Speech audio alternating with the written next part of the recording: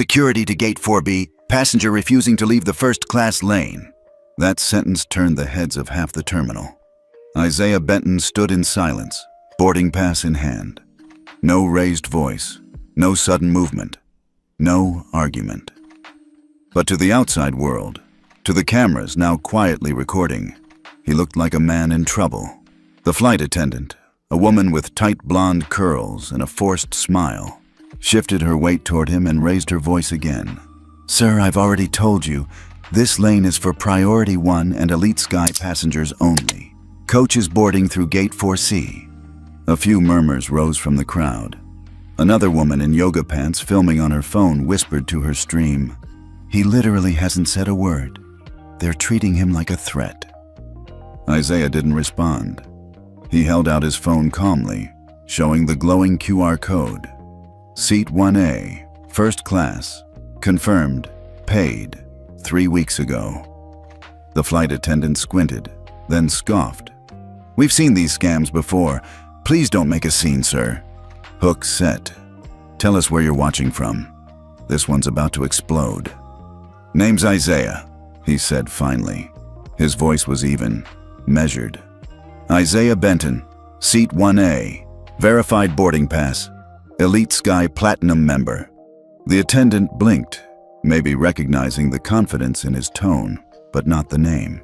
"That doesn't mean you're in our system. I'm going to need you to step aside and wait." Isaiah remained still. A few feet behind him, a white man in a navy blazer chuckled. "Some folks really think a QR code makes them a VIP these days. Right?" the flight attendant said with a smirk, now performing for her audience. "Happens all the time." Isaiah didn't flinch. He pulled out his Elite Sky card. Hard metal, heavy, platinum trim. 12 years of loyalty packed into one quiet rectangle. She barely looked at it. Then came the whisper, sharp enough to cut. "He's trying to ride first class on a coach ticket. They do this all the time." Someone in line muttered, "Just another upgrade scammer." Another, "He should have worn a suit if he wanted to blend in." Isaiah wore a graphite-colored pullover, black jeans, and a leather backpack that had seen more continents than most passengers at that gate. Nothing fancy. Exactly the point. A teenage girl near the window was now live streaming. Her TikTok caption read, "Dude got a real ticket and still being dragged? Skyline better explain. PDI Nabbert ethics fail." "Excuse me," Isaiah said, "but you haven't even scanned my boarding pass." The attendant crossed her arms. "I don't need to scan anything. If your name isn't showing up in the system, you're not cleared." "Would you mind refreshing your manifest?" he asked, still calm. "Looks like you pulled the pre-sync list before TSA cleared final routing." The way she froze told him everything. She had no idea what that meant, and that made her defensive. "I said I'd call security. Now I'm calling security." "You already did," Isaiah replied simply. Right on cue, a uniformed airport officer approached. Latino, mid-40s. Calm presence. Badge, Sergeant Ruben Morales. "What seems to be the issue?" Morales asked. The attendant cut in. "He's refusing to move, holding up priority boarding, possibly using a falsified pass." Isaiah handed over his phone, ID, and Elite Sky card to the officer without a word. Morales scanned the QR. A beep. Confirmed. First class. Seat 1A. No flags. The officer raised an eyebrow. "Looks legit." "It's not," the attendant insisted. "He's not showing on our list. These people know how to spoof passes now." Isaiah's jaw flexed, subtly. These people. There it was. Not even coded. Sergeant Morales didn't miss it. He glanced sideways at Isaiah, then back at the woman. "Ma'am, this boarding pass is authentic. Your system may be out of sync. You might want to pull a fresh manifest from the Sky Matrix terminal." The woman blinked. "The what?" Isaiah finally looked her in the eye. "It's the protocol interface between TSA, FAA, and airline boarding systems. If you refresh the Sky Matrix layer, your manifest will update based on the PDI compliance sync." Dead silence. Morales turned fully to Isaiah now. You in aviation? Isaiah simply said, "You could say I work with systems that oversee aviation ethics." The livestream girl gasped. Chat, rewind that. He said aviation ethics. What does that mean? Isaiah sat down at the edge of the gate area. Quiet. He opened a slim tablet, not a brand anyone recognized. He typed something, just a few keystrokes. Across the terminal, a passenger checking his app frowned. Hey, why did my app just say Flight 1925 is delayed 11 minutes? Another looked up. Wait, mine too. A third. Gate just went red. System glitch? Isaiah's screen blinked. PDI protocol, Tier 3 override available pending confirmation. He didn't click it. Not yet. But it was there, pulsing, waiting, under his fingertip. Meanwhile, the cameras were still rolling. The girl with the TikTok stream updated her caption. Isaiah Benton. They stopped him, but I think he's about to stop them. The flight attendant turned away, flustered. Passengers were beginning to murmur. The man in the blazer had stopped smirking. The gate had stopped moving. And Isaiah? He watched, waited, documented. He'd been here before, not in this exact airport maybe, but in this exact moment. Judged, silently removed, dismissed for not looking the part. But this time, he wasn't just holding a first-class ticket. He held the keys to the system they thought he didn't belong to. Sir, this is your final warning. Janet Williams's voice carried the authority of a woman who'd worked 12 years to become the ground supervisor at Salt Lake City International. But today, she wasn't speaking from training. She was speaking from assumption. Isaiah Benton stood calm, arms at his sides, his boarding pass still glowing blue on the screen of his phone. The first-class lane remained empty behind him, not because passengers weren't boarding, but because they were watching. All of them. Phone cameras, open mouths, furrowed brows. What behavior have I exhibited that warrants a warning? Isaiah asked, his tone even. You're being non-compliant, Janet said. You've refused to move after being asked. You've challenged staff authority. You're creating a scene. A scene. He'd spoken less than 40 words since arriving at Gate 4B. I simply showed my valid boarding pass, he replied. And insisted our system was wrong, she snapped.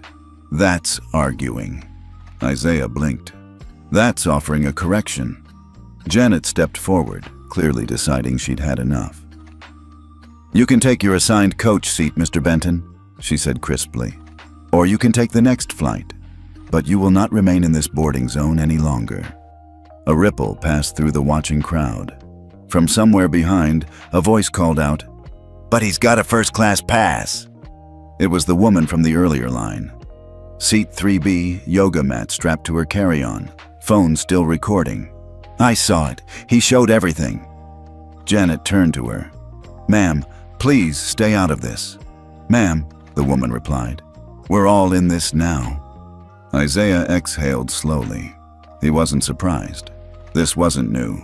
2 decades earlier, he'd stood in a different airport, this same state, actually, in a grease-stained jumpsuit, working night shifts, loading cargo for a regional airline.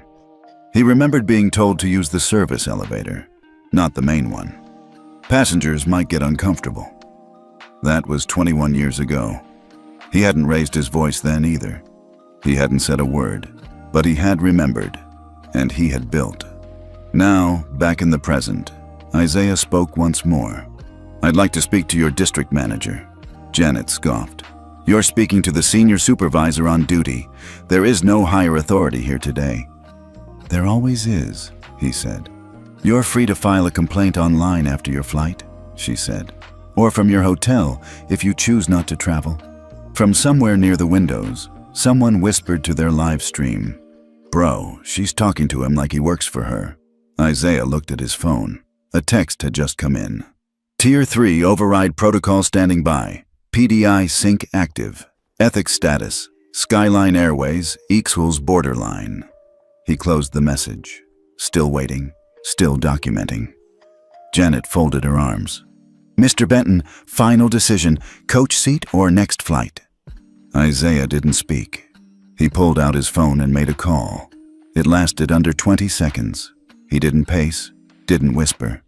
Just said, "Yeah, move it up. I'll take care of it from here." Then he hung up. "What was that?" Janet asked. Isaiah looked at her. "A heads up." Janet's radio crackled. A gate agent from Concourse D came over the comms. "Hey, anyone else just get a weird lockout from the FAA manifest system? Skyline flights are bouncing back ethics code error. Never seen that one before." Janet frowned. "Probably a glitch." Isaiah smiled politely. "Could be." Just then, another passenger approached. Business casual, early 40s, holding a laptop and boarding pass. "Excuse me," he said. "I was scheduled for flight 1825 as well. Are we delayed?" Janet turned to him automatically. "We're working through a minor issue. Boarding will resume shortly." The man glanced at Isaiah. "Is this about him?" Janet pursed her lips. "He's attempting to sit in a seat he didn't purchase." "I literally saw his pass," the man said. Another voice joined in, from the yoga mat woman. "So did I." The business traveler turned back to Janet. "What's really going on here?" Janet was about to reply when her radio buzzed again. This time it was different, sharper. "Supervisor Williams, this is HQ. We need you to contact FAA Channel 3 immediately. Ethics sync interruption flagged. Priority level 1. Janet's jaw tightened. "What?" Isaiah looked down at his watch, then back at her. "Right on schedule," he said softly. The crowd was growing now. More passengers had joined from neighboring gates. One was live streaming to Facebook, another on Instagram. Across platforms, the hashtags were forming. Skyline bias, passenger dignity fail. Gate B incident. Dr. Marla Voss, a professor of public policy traveling to a conference, stood from her seat near the corner. "I'm sorry," she said aloud. "I've watched this unfold. That man has done nothing wrong. He showed you everything. You just didn't like what he looked like." Janet turned. "Ma'am, please return to your seat." "No," Dr. Voss replied. "Not until you do." The business traveler next to her nodded. "Agreed." From 3 rows away, a teenager yelled, "Let him fly, or we all walk." And just like that, it wasn't about Isaiah anymore. Janet's radio buzzed a 3rd time. This time, the voice was shaky. "Supervisor Williams, Ethics Corps has triggered a Tier 3 emergency lockdown. Skyline Airways is now flagged non-compliant. FAA board has requested a full audit." Janet turned pale. What the hell is going on? Isaiah took a few steps forward and reached into his leather backpack. He pulled out a slim folder, black, embossed, official-looking, and opened it slowly. Inside, a summary of the Passenger Dignity Index, FAA's operating agreement with Ethica Corps AI, and a document showing his override authority under Tier 3 lockdowns. He handed the folder to Dr. Voss. She read it. Her mouth opened, then closed again. Then she read it aloud. "Isaiah Benton, CEO of Ethica Corps AI, and co-author of the Passenger Dignity Index." The gate fell silent. Even Janet stepped back. Someone in the crowd whispered, "Wait, he didn't just trigger the system. He wrote it." Isaiah looked around. Dozens of eyes stared back, most stunned, some ashamed. All changed. He addressed them without raising his voice. "I didn't ask for special treatment. I paid for a seat. I brought the right documentation. And I followed the rules of a system I helped create. The same system that was ignored today. The only difference between me and 1,000 other passengers is that I'm in a position to do something about it." The woman from seat 3B, the yoga mat one, stepped closer. "Mr. Benton," she said, a little breathless. "What happens now?" Isaiah looked at Janet, who was now answering a call from the FAA, face pale, hands trembling. Then he turned to the woman and replied, "Now we find out who's really qualified to fly, and who's just been coasting on the assumption that people like me don't belong." He pulled out his phone. One button. Confirm lockdown. Ethics sync. Live. ESG. Accounts. Frozen. FAA audit. Initiated. Passenger Dignity Index. Public reporting enabled. 45 minutes after being denied his seat, Isaiah Benton had grounded not just one flight, but the illusion that these systems couldn't be challenged. It started with a tweet. At Ethics Watch Now. Confirmed. Isaiah Benton, the man removed from first class today, is the CEO of Ethica Core AI, the same system that just locked down Skyline Airways' ethics status. This is real. This is live. This is happening. Within 6 minutes, it had 12,000 retweets. The video clip, just under 47 seconds, showed Isaiah standing at Gate 4B, silent, as the flight attendant waved security over. Her voice shrill, his posture calm, her hands animated, his eyes level. Another tweet landed. He didn't yell, didn't even raise his voice, just showed his pass and got removed. Now 900 men. Frozen because the man they humiliated designed the system that judged them. Inside the terminal, things were spiraling fast. Passengers were no longer whispering. They were posting. Someone pulled up Ethica Core's official website, and sure enough, there he was. Isaiah D. Benton, founder and CEO, architect of the Passenger Dignity Index, PDI, former FAA Ethics Compliance Advisor. And just like that, the narrative changed. Isaiah wasn't just a passenger. He was the man who held the master key to their operating license. Janet Williams, the ground supervisor, was still on the phone, her voice getting quieter, her posture more rigid. She no longer barked instructions. She listened now. Behind her, Captain Ernest Delgado of Flight 1825 had stepped off the aircraft, pressed and fuming. "What the hell is going on at my gate? We were supposed to be in the air 40 minutes ago." Janet turned to him. "You need to speak to headquarters." "About what?" She hesitated. "Passenger removal turned ethics audit. FAA's involved. So is our ESG oversight." Delgado scoffed. "ESG what?" Janet didn't answer. She just handed him her headset. Within seconds, his brows furrowed. Within 30, his face had gone pale. At the other end of the gate, Isaiah stood quietly beside his small leather bag. The tablet in his hand displayed real-time updates.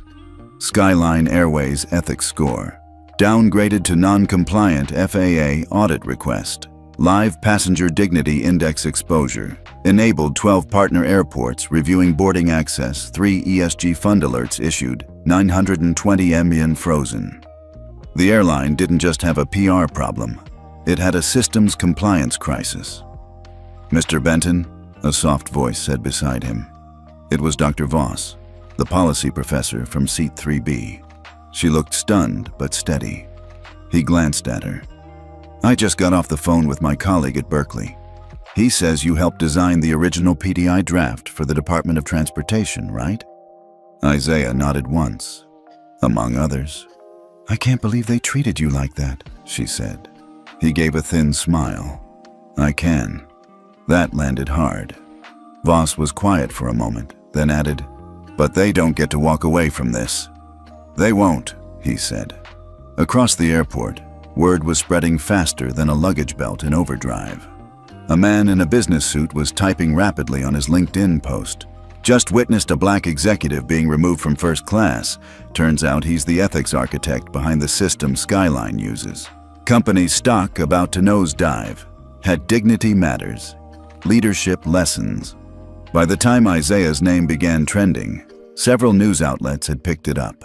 CNN, passenger behind ethics lockdown identified as industry insider.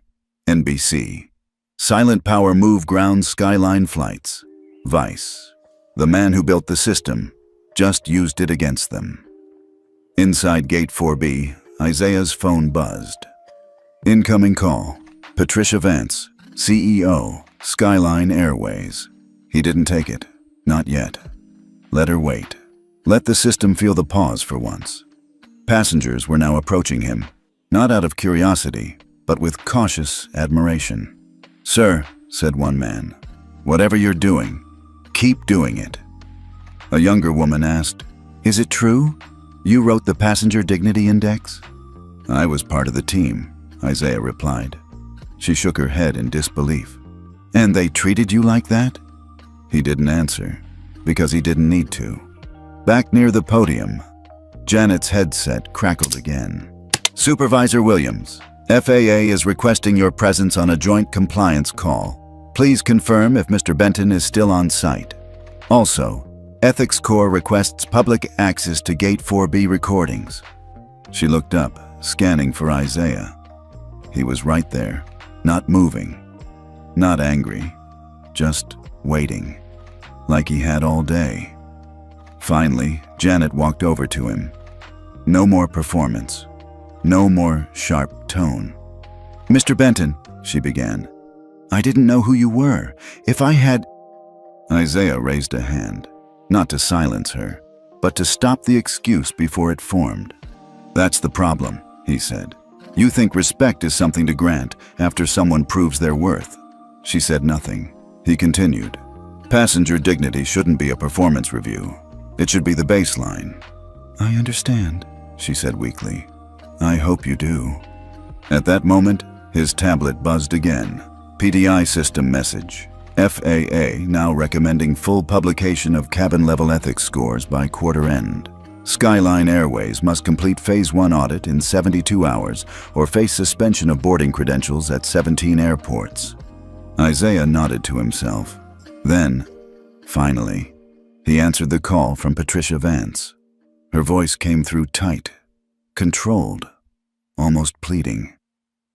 "Isaiah, I had no idea. I'm not calling for an apology," he cut in.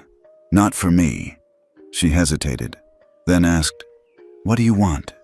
He looked around at the faces, the witnesses, the phones still recording. "The truth," he said, "and accountability." A pause. "Tell me what that looks like," Patricia replied. Isaiah took a breath, not for show, for clarity. "Public transparency," he began. "Ethics recertification across all customer-facing staff. Real-time publication of compliance metrics. Executive bonuses tied to performance and dignity metrics. And most importantly, your company signs the Passenger Dignity Compact." Patricia was silent. Then came her answer. "You'll have it." And just like that, the man they pushed out of first class was about to reset the rules for how every passenger in America would be treated from now on. The video wall at FAA Command HQ in Washington, D.C. flickered on. 5 faces appeared in sharp definition across the 75-inch display.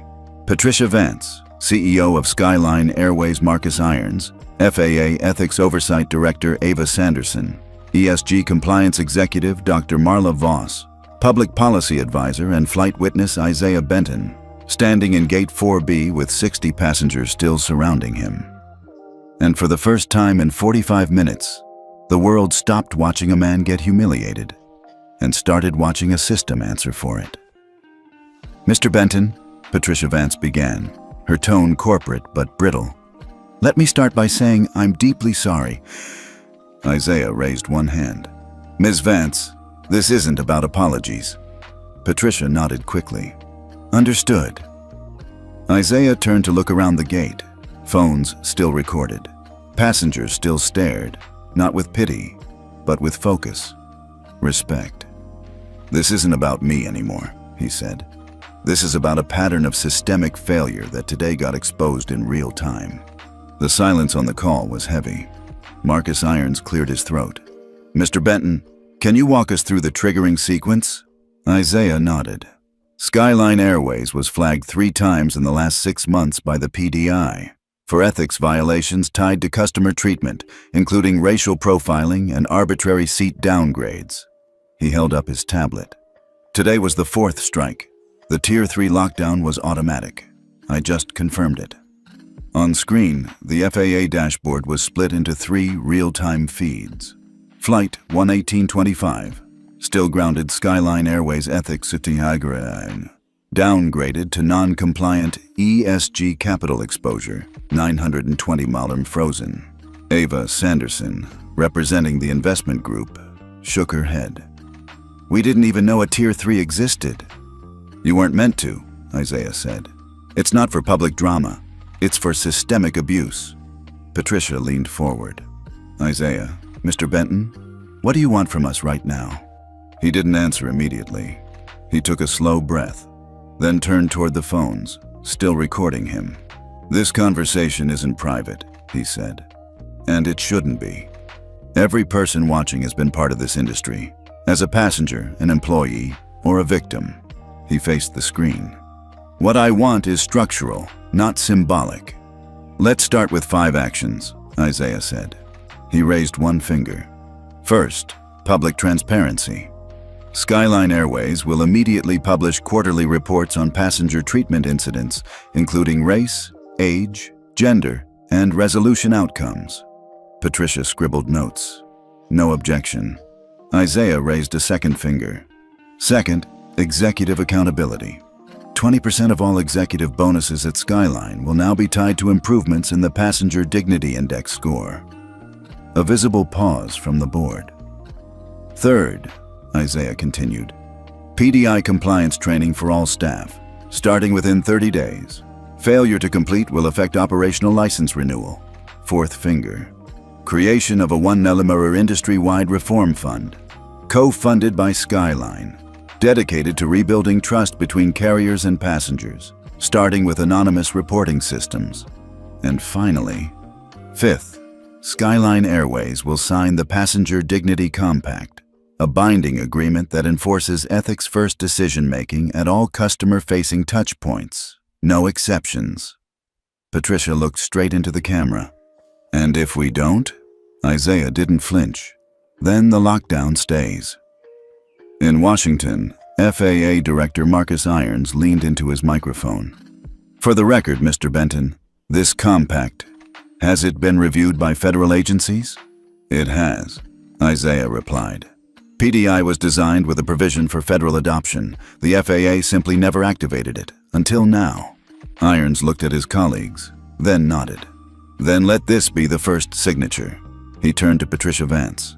"Skyline, what's your response?" Patricia didn't hesitate this time.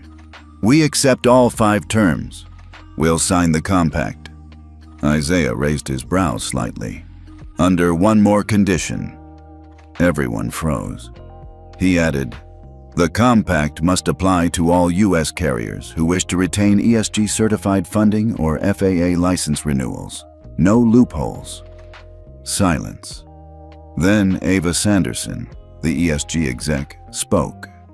"We can enforce that on the funding side." Marcus Irons added, "And we can enforce it federally, starting with pilot programs in 5 airports." In the terminal, applause broke out. Not the loud kind, but the real kind. Small claps, nods, teary smiles. A father with 2 daughters whispered, "You changed the rules, man. Thank you." Dr. Voss stepped beside Isaiah. "You realize what just happened?" He looked at her. She answered her own question. "You turned a racial humiliation into a federal policy shift." Just then, Isaiah's phone buzzed again. New message. "FAA National Dashboard updated. Passenger Dignity Compact activated. First public ethics scoreboard scheduled for beta release in 48 hours. He turned the screen around so passengers nearby could see it. They leaned in, mouths open, some recording, some smiling. But no one, not one person, said, "Who does he think he is?" Because they knew now. He wasn't just the man who got denied a seat. He was the one who built the table and rewrote the rules of entry. Meanwhile, in the boardroom back east, one of the Skyline directors whispered to Patricia, "How the hell did this all happen in 45 minutes?" Patricia didn't respond, because she finally understood what Isaiah had meant when he said, "I'm not here to yell. I'm here to redesign." Back at the gate, a young employee in uniform approached Isaiah quietly. He looked nervous. "Mr. Benton," he said, I'm sorry for what happened to you. I just started working here 2 months ago." Isaiah studied the young man, then nodded. "Don't apologize for a system you didn't build," he said, "but make sure you help fix it." The ripple wasn't small. It was seismic. Within 12 hours of Isaiah Benton activating the Passenger Dignity Compact, the shock waves reached far beyond Gate 4B. 06:41 a.m. Eastern Standard Time. The CEO of Redwood Airlines canceled a media interview halfway through. He was mid-sentence when a notification popped up on his phone. Skyline flagged as non-compliant. FAA confirms compact now in effect across Tier 1 airports. He didn't finish his coffee. Instead, he picked up the phone and barked, "Get me legal, now!" 08:12 a.m. Pacific Standard Time. At Los Angeles International Airport, a gate supervisor noticed something odd. Flights labeled under Skyline Airways no longer had boarding clearance windows open. A red triangle icon blinked beside each. When she clicked it, the message read, "Temporary suspension. Ethics score non-compliant. See FAA Bulletin 221. She turned to her manager. "We're not boarding Flight 709. The manager looked pale. Not until they sign the compact and submit a verified ethics remediation plan. 10:03 a.m. Central Time. 3 major ESG investment groups announced immediate holds on 9 to 20 million in pending capital across 4 airline groups associated with Skyline.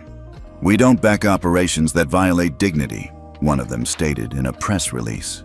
"What Mr. Benton initiated isn't just protocol, it's precedent." 11:45 a.m. Back in D.C.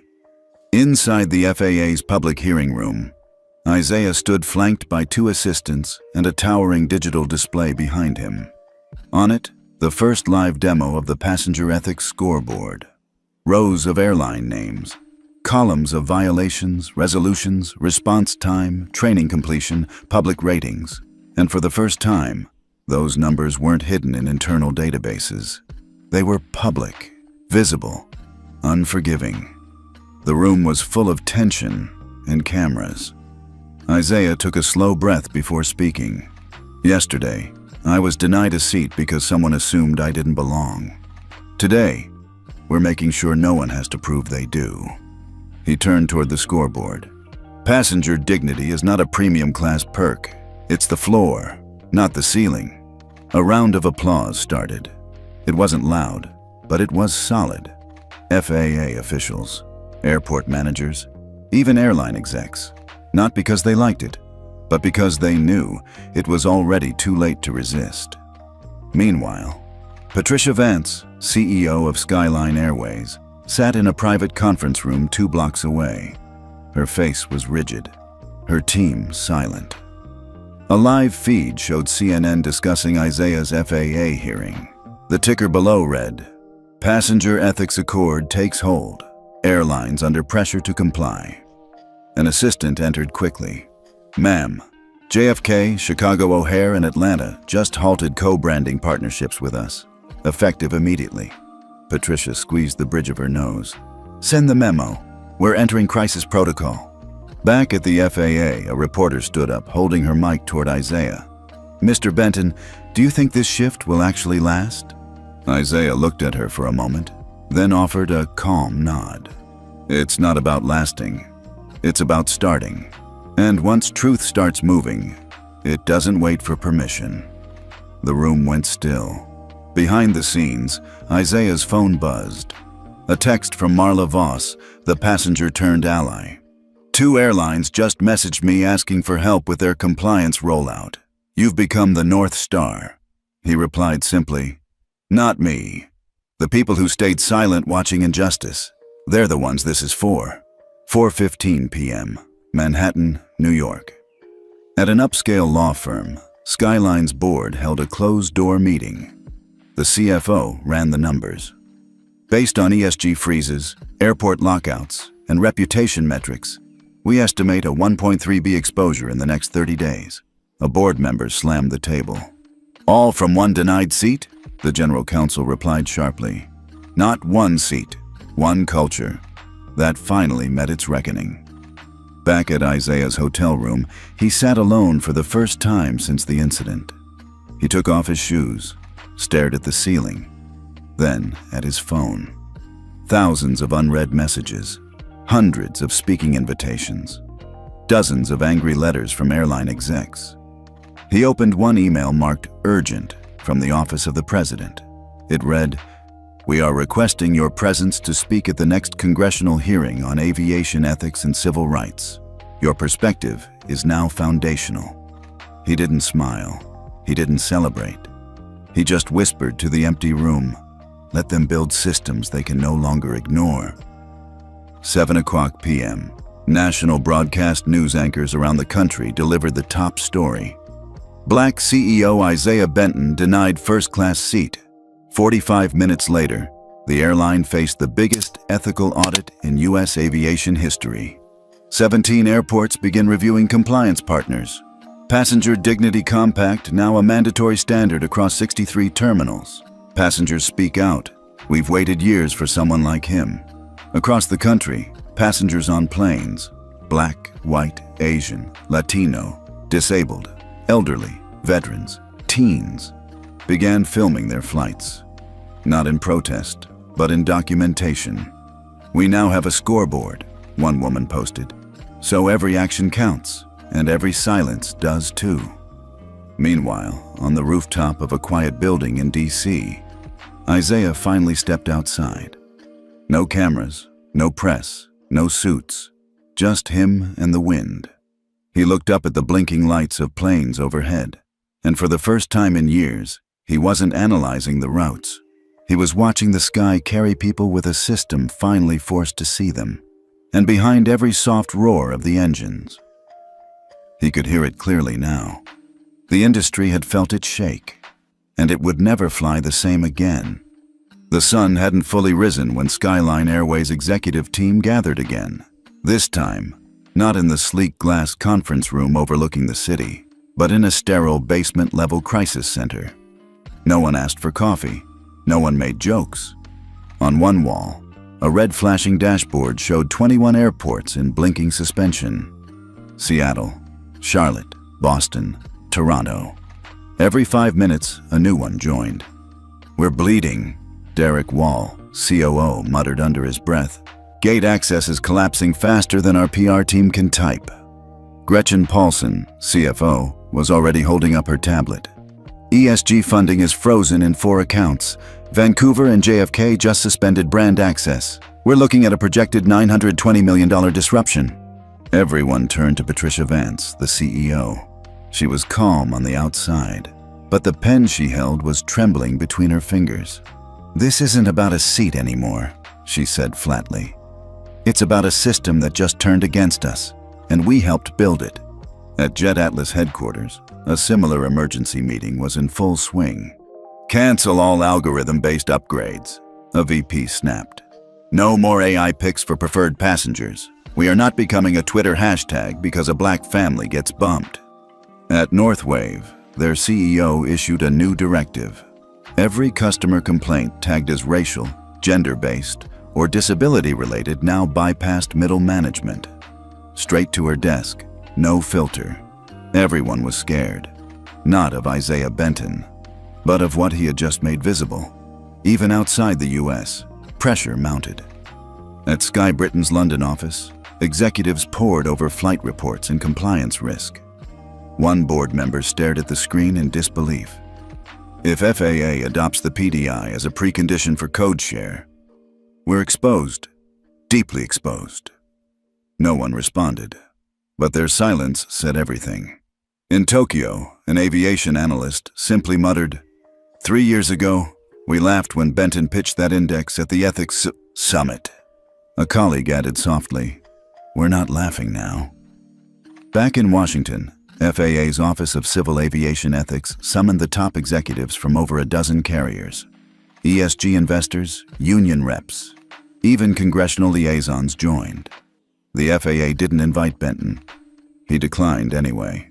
"The system already has my input," he told them. "What it does with it, that's on you." At the round table, the FAA's chairwoman, Eleanor Gage, stood without notes. Her presence was steel, her tone without patience. "You're not here because of press," she said.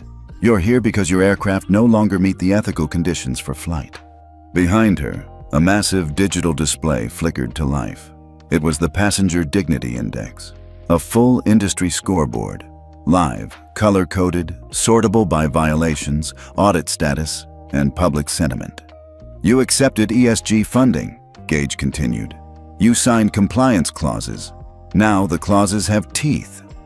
A Jetlux executive murmured, "We never thought it'd go live." Eleanor gave him a cold stare. "Then you weren't paying attention." During the break, executives whispered near the courtyard. "I still don't get it," someone said.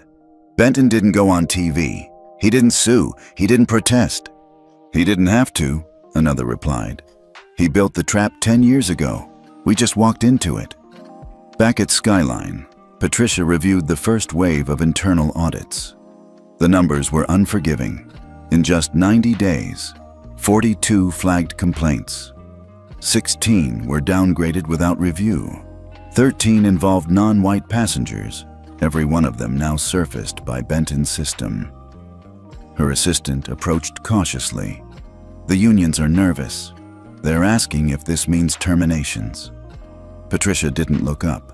"Tell them no. It means retraining, but if they stall, then yes, terminations." Across the city, Benton sat quietly at his desk in Ethica Corps' DC office. He wasn't watching the news. He wasn't checking social media. He was tracking ethics data in real time. Airlines that signed the compact saw a 26% drop in escalations. Those resisting, they were seeing audit flags multiply, ESG risk surging. Miguel entered with 2 coffees. "CNN's calling again. So is Good Morning America. Want me to ghost them?" Isaiah didn't look up. "Let the world talk. I'm working." "Still allergic to headlines, huh?" Fame fades. Frameworks last. By sunset, 3 more airlines signed the compact. Across terminals from Salt Lake to Charlotte, passengers gathered around new digital displays. For the first time in U.S. history, airline ethics scores were available to the public. Some took selfies with them. Others posted updates with tags like #FlyFair and #BentonEffect. One tweet from a mother boarding with her autistic son simply read, "I didn't have to explain why my son needs extra time today. Staff just knew, because now they're being watched." Thank you, Isaiah Benton. Skyline's board of directors met that evening behind closed doors. Their legal counsel laid out the consequences. If we don't show measurable improvement in 30 days, our international clearances may not renew. ESG insurers are reviewing our exposure, and the FAA is pushing full integration with Benton's index. The room was tense. Then Patricia spoke for the first time in 20 minutes. "We can survive this, but not by fighting it. We survive by becoming the kind of airline that wouldn't need saving in the first place." A soft winter haze blanketed DC that morning. Inside the halls of Congress, aides rushed between closed-door meetings, reporters camped near elevators, and security teams flanked both sides of the rotunda. Upstairs, the Civil Aviation Oversight Committee had just made its decision. They were drafting an official invitation. To Mr. Isaiah Benton, from U.S. Senate Committee on Civil Aviation Oversight. Subject, Ethics in Commercial Aviation. Federal testimony request. No one needed a press release. The leak was instant. By noon, headlines screamed, "Passenger Dignity Index creators summoned to Capitol Hill. Benton to speak on airline ethics collapse. The quiet CEO heads to Congress, or does he?" But as usual, Isaiah Benton said nothing. That afternoon, Isaiah sat alone in his Ethica Corps office. The lights were low, the blinds closed. Only the soft green glow of the Ethics Corps terminal lit the room. His phone buzzed on the table. Again and again. Miguel finally cracked the door open. "You saw the news, right?" "I did. They want you in front of the Senate in 72 hours. This is it, man. National stage." Isaiah didn't answer. "You're not gonna speak?" He looked up. "Let me ask you something. What does my testimony change that my system hasn't already done?" Miguel hesitated. "Symbolism, momentum, visibility, you name it." Isaiah stood and walked toward the window, gazing at the city below. I didn't build Ethica Core for applause. I built it so people wouldn't need someone like me in the spotlight. But somewhere deeper inside, he was hesitating for a different reason. His mother once told him, "The first time they hear you is when they can't ignore what you built." She hadn't lived long enough to see this day. The memory lingered. Meanwhile, the ripple effects across the country were growing louder. In Atlanta, Southern Skies Airlines fired 3 gate agents after their ethics score dropped below 6.2, triggering automatic FAA notification. In Denver, Transair issued a public apology for years of racial profiling, backed by a 12-month ethics training overhaul. In Minneapolis, a father live-streamed himself boarding a flight with his autistic son, captioning it. No one rolled their eyes. No one questioned his noise-canceling headphones. Benton's system works. #dignity is real. By evening, the FAA launched Phase 2 of the Passenger Dignity Initiative, a real-time public-facing ethics ranking of all U.S. airlines, displayed in airports, on mobile check-in apps, even on booking platforms. And at the very bottom of the list sat Skyline Airways. That night, Isaiah declined 3 more media appearances. He knew the pressure was mounting. Even Senator Elridge had called him personally, leaving a voice message. "Mr. Benton, I understand your preference for staying behind the curtain, but this is different. The entire nation is watching. If there was ever a time to speak, it's now." He didn't return the call. Instead, he opened an old email from 5 years ago. A draft he never sent. Just one line. "If I ever end up in front of Congress, it means the system failed to speak for itself." The next morning, while walking into the Mission Bay Tech District lobby, Isaiah was stopped by a receptionist. "There's someone here asking to see you," she said gently. "She doesn't have an appointment, but she says you might remember her." He almost dismissed it. Then he heard the name. Althea Riley. His heart stuttered. He hadn't heard that name in 22 years. She was sitting in the Courtyard Cafe, same silver streak in her hair, same fierce eyes. She looked up and smiled before he even spoke. "You really made it," she said. "I knew you would." Isaiah stood frozen. You were 22, broke, working baggage at SFO.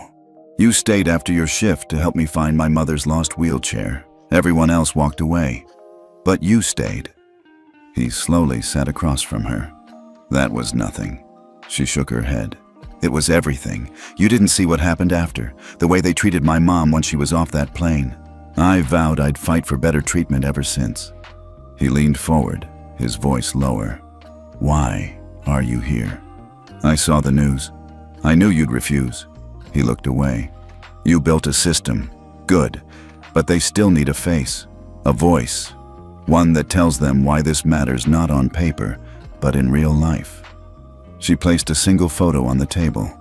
It was her mother, sitting in a wheelchair at the gate, alone. This is what happens when the system stays silent. Isaiah stared at the photo for a long moment. Then something inside him shifted. Later that night, Miguel walked into the office holding his phone. "You might want to check this," he said. Isaiah picked up the screen.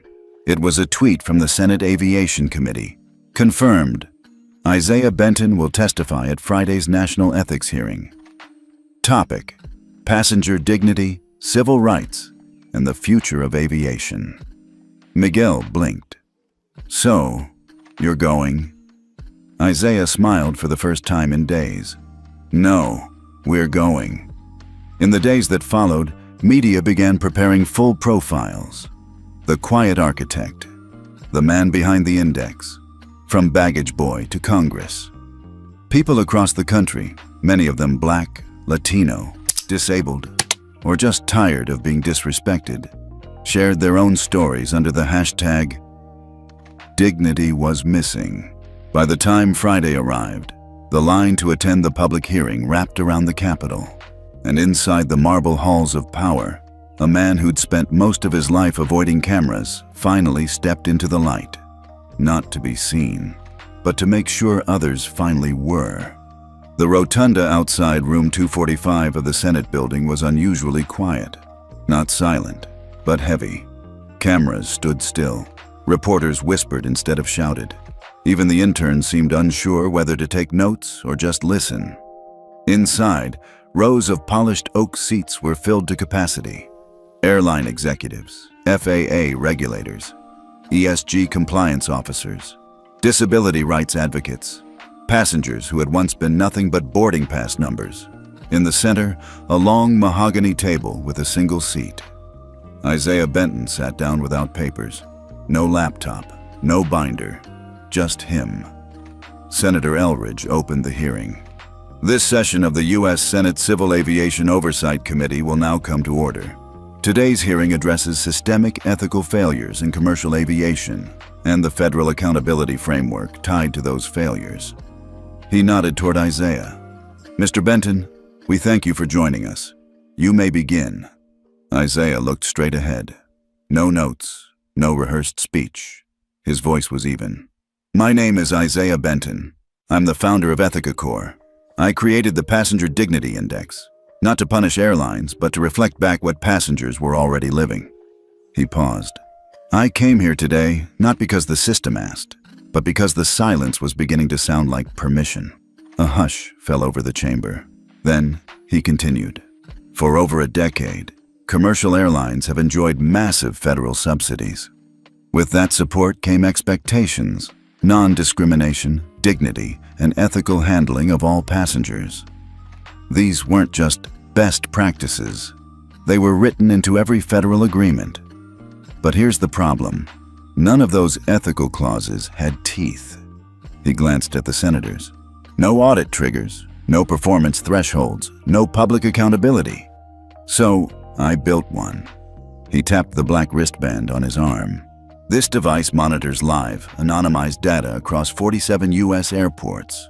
Using biometric verified patterns, audio tone scanning, and real-time flagging from staff, it tracks behavior, not identity. Not politics, just patterns. He held up a small chip. This is the ethics backbone that now powers the Passenger Dignity Index. Airlines opted in. They just didn't expect it to mean anything. Senator Wexler leaned forward. Mr. Benton, several carriers are now facing major losses. Some argue your system has gone beyond its scope, impacting market behavior, insurance risk, even public perception. What's your response? Isaiah's eyes didn't flinch. I didn't create the perception. The passengers did. The system just stopped hiding it. A murmur of agreement spread through the gallery. Senator Huang chimed in. Are you suggesting that airlines knowingly signed ethical clauses with no intent to enforce them? Isaiah offered a thin smile. I'm not suggesting. I'm confirming. In fact, he reached into his coat. This is a copy of the 2018 FAA Skyline Airways Federal Funding Agreement. It contains a clause labeled 9.4, Ethics Compliance Assurance Required. It promises quarterly review of all discrimination complaints, with penalties for non-action. He held it up. In 6 years, not one review was submitted, not one penalty issued. Gasps rippled through the room. Then, Isaiah paused and slowly pulled out something else, a single photograph. It was a black woman, about 60, sitting in a wheelchair near gate C19, her eyes tired, her hands clenched. Isaiah's voice lowered. This is Ms. Carolyn Riley. She was left unattended for 2 hours after staff told her daughter they couldn't find assistance. She urinated on herself while waiting. No one came. There was no apology. He took a breath. This was 2006. The daughter who stayed with her? She now runs one of the largest disability rights coalitions in the country, and she reminded me this week. Change doesn't come from the systems that fail you. It comes from the people who remember why they failed you. The room was quiet again. No one moved, not even the senators. After a pause, Senator Elridge leaned forward. Mr. Benton, what would you have us do? Isaiah looked him in the eye. Stop funding systems that don't measure up. Tie every dollar, Every gate slot, every route approval, every subsidy to the Dignity Index. Mandate compliance across all airports, domestic and international. No more self-reporting. No more sealed arbitration. Let the public see what you see. Force transparency. The senator tapped his pen. And what if they refuse? Isaiah's response came instantly. Then they lose the skies they don't deserve to fly. Outside the building, protesters were already chanting. Not angry, not violent, just determined. Signs read, "Respect isn't premium, it's basic. We all deserve to board with dignity." Isaiah Benton spoke. Now we watch. By sunset, Hatched Passenger Dignity Index was trending in 31 countries. That night, ABC aired the full hearing. No edits, no commentary, just the feed. And people watched. Elderly couples in Phoenix, disabled veterans in Kansas, black mothers in Atlanta, single dads in Boston, young people who'd never flown before. They watched a quiet black man who had been shoved out of a first-class line now shove open the entire industry's secrets. Later that evening, Isaiah walked into a quiet cafe near Union Station. Miguel was already there, scrolling his phone. "You know your face is everywhere, right?" Isaiah smiled faintly. "It won't last. Headlines fade." "Not this one," Miguel replied. "Skyline just issued a statement.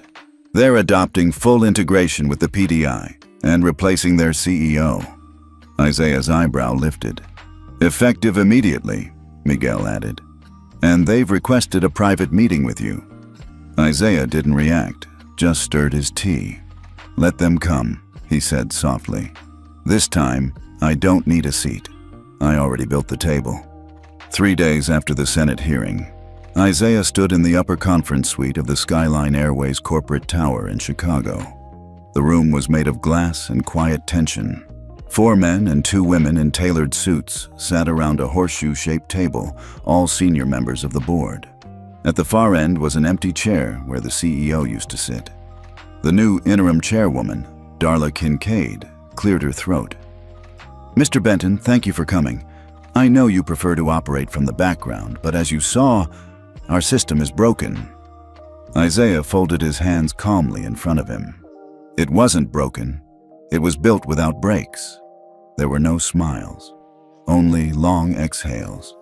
"Let's get to it," Darla said, flipping open a thick file. "There's something you need to see."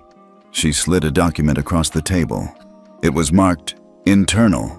Do not distribute ethics data override protocol V2.3. Confidential memo. November 2022. Isaiah read silently. His jaw tightened by the second. It was a directive, issued by the previous CEO. A covert protocol that instructed station managers across 11 major airports to manually adjust Ethica Core inputs via a private admin panel, essentially doctoring their passenger dignity index score. The reasons? Avoid loss of ESG investor confidence. Maintain premium route certifications. Suppress public-facing complaints by adjusting tone threshold indicators. Isaiah set the folder down. His voice didn't rise. "How long?" Darla answered carefully. 14 months, but not company-wide. Just select hubs. Denver, Miami, Dallas, LAX. Isaiah exhaled through his nose. "You realize this compromises not just your integrity, but my system's credibility. That's why you're here," she said. Then she added something he wasn't expecting. "We think other airlines were doing it too." Isaiah narrowed his eyes. "You have proof?" She nodded at a man seated near the end of the table, Skyline's Chief Technology Officer, Reed Lawson. Reed pulled up a dashboard. It displayed cross-industry access logs. "We found irregular ping spikes and unauthorized API calls coming from 3 airline servers, Jet Regal, Pinecrest Air, and Venture Link, all within 20 seconds of their PDI scores updating, which means..." Isaiah finished his sentence. "They were monitoring the system like a heartbeat monitor, and likely adjusting passenger records before the flags could be logged." A long silence followed. Then Reed said, more quietly, We don't know how deep this goes. Isaiah turned to Darla. Then I'm going to find out. Later that evening, Isaiah returned to the Ethica Core Integrity Ops Center in San Francisco. He didn't call Miguel. He didn't warn his staff. He went straight into the locked server bay. There, using his Level 5 root credentials, he accessed a restricted node of the system known only to 3 people in the world. He initiated Protocol Skylock, a silent trace function that back-checked every ethics data override across 19 partner airlines over the last 18 months. As lines of code flew across the screen, Isaiah whispered under his breath, "Show me who's been hiding." At 2:13 a.m., the first confirmation hit: 7,422 data overrides, 93% traced to 5 airline clusters, manual inputs, time-stamped within 10 minutes of customer complaints. And the biggest red flag? A ghost credential. Admin AH42 Rogue Origin. Unknown location. Toggling across multiple cities. Chicago, Dallas, Atlanta, New York. Someone had built a backdoor into his ethics system. Someone who knew how to spoof location logs and mask employee access. By sunrise, Isaiah had connected the dots. The ghost credential didn't belong to a rogue employee. It was embedded in a partner compliance contract, one of the third-party vendors that provided supportive data to PDI enforcement, specifically a firm called Clear Flight Metrics, recently acquired by VentureLink Holdings. And the signature on the contract? Richard D. Haverly, now VentureLink's CEO. Isaiah stared at the name. He'd heard it before. Years ago, Richard had once pitched to acquire Ethica Core, promising full funding in exchange for limited transparency clauses. Isaiah had refused. Now it all made sense. He picked up the phone. "Miguel, get me the FAA and schedule a full audit review today."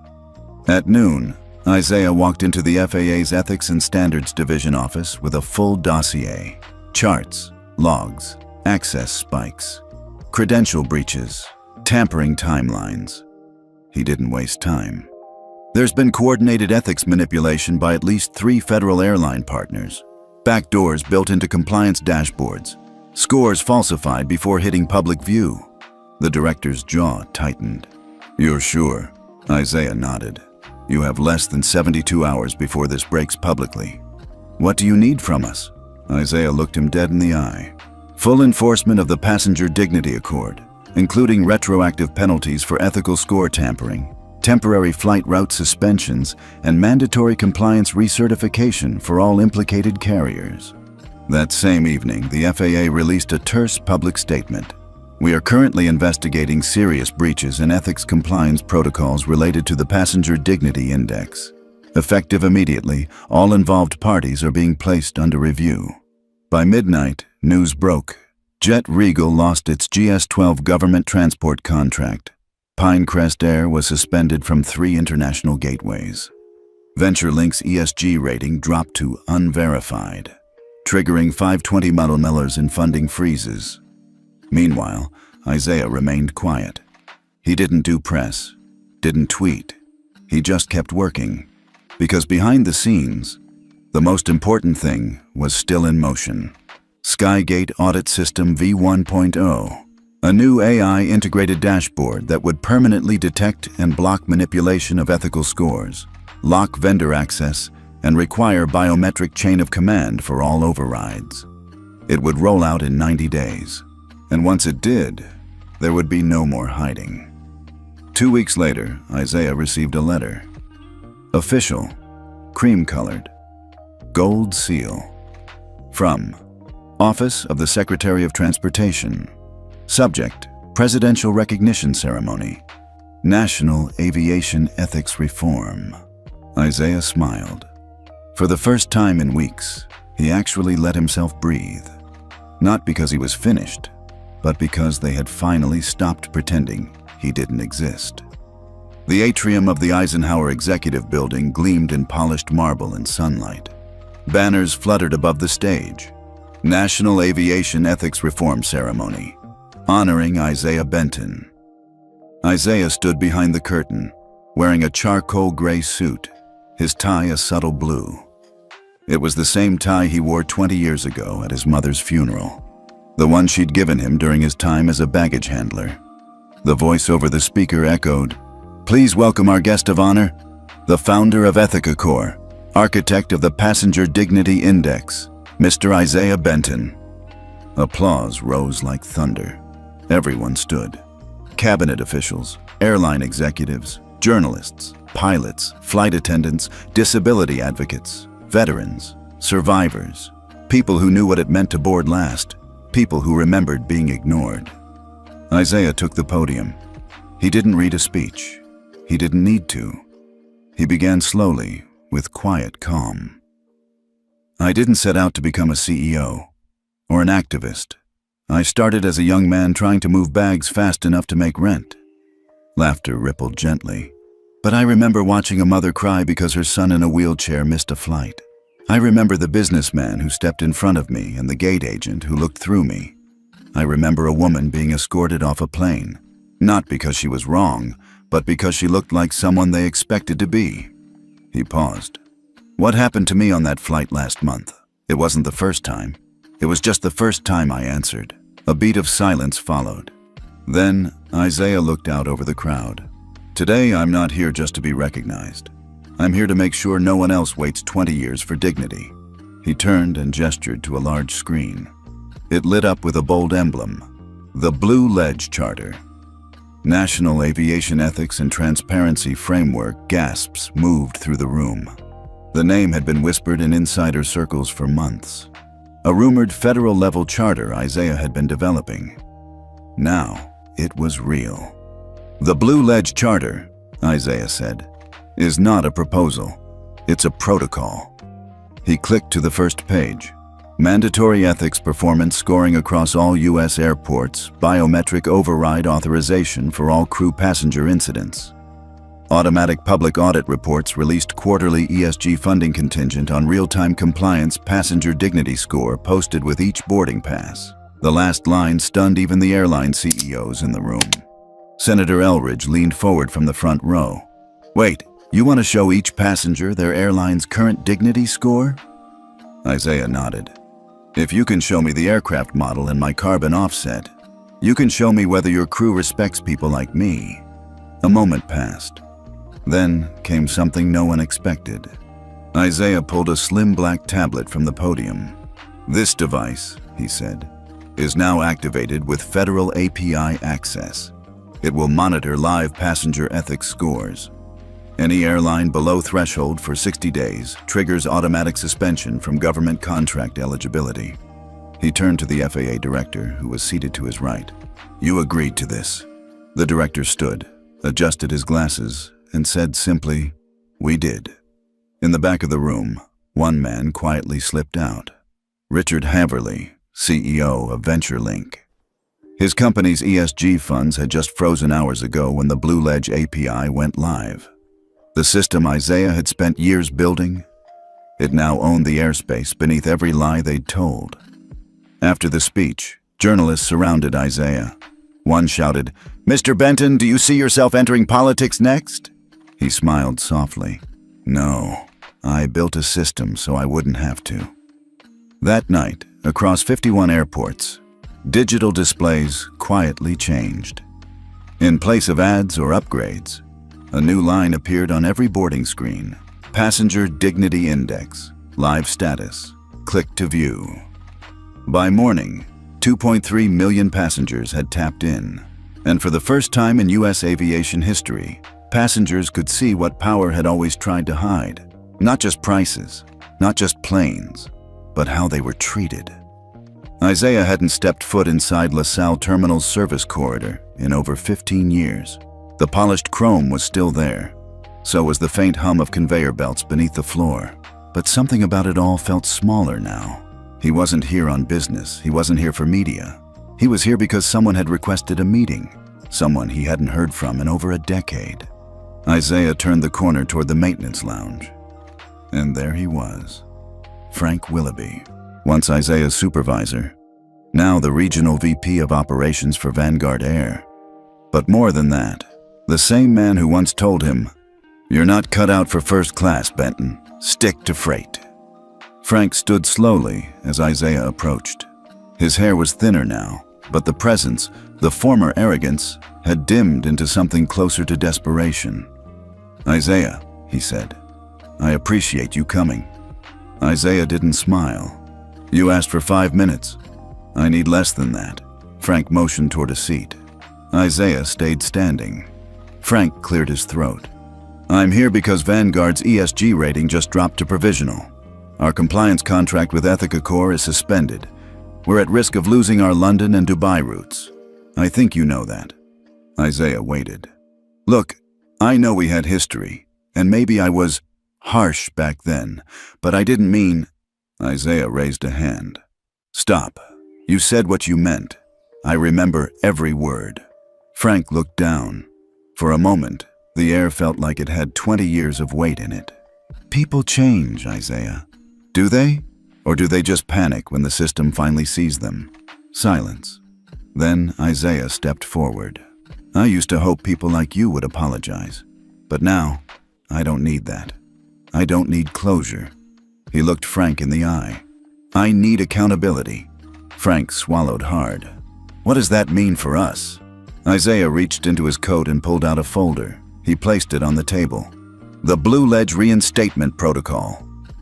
Inside was a path, strict but possible, for Vanguard to regain compliance within 90 days. It required full ethics retraining of all ground staff, biometric override logins installed at every terminal, public-facing apology issued across Vanguard's platforms, 5% of annual profit allocated to the Passenger Dignity Grant Fund. Frank flipped through it, eyes wide. "You're serious?" Isaiah nodded. "I didn't build Ethica Corps to destroy airlines. I built it to give them a choice." Frank looked up. "Why are you giving me one?" Isaiah's voice was calm. "Because I refuse to become you." That hit deeper than any insult ever could. Frank stood up. His hand hovered awkwardly between a handshake and a nod. Isaiah didn't take it. He turned and left the corridor, the place where he once lifted bags for $9.50 an hour, while men like Frank looked through him like air. This time, he didn't look back. Back in San Francisco, Isaiah stood at the Ethica Corps tower window, watching planes rise in the sky. Miguel walked in, tablet in hand. "You sure about giving Vanguard a way back in?" "Everyone deserves one," Isaiah said. "Just not without cost." Miguel nodded, then smiled. "You know, you don't talk like a CEO." Isaiah chuckled. "That's the point." He looked back out the window. The sky wasn't cleaner, but it was more honest now. 6 months later, the name Ethica Corps wasn't just something whispered in Senate halls or airline boardrooms. It was everywhere, printed beside QR codes on boarding passes, etched into the corner of every check-in kiosk, projected on airport terminal screens in Frankfurt, Johannesburg, Tokyo, and Sao Paulo. A small black icon, barely noticeable, but it meant everything. It meant someone was watching. It meant someone cared. It meant Isaiah Benton's system was now the new global baseline. That morning, Isaiah landed at Amsterdam Schiphol for the Global Aviation Reform Summit. It was a clear, icy day.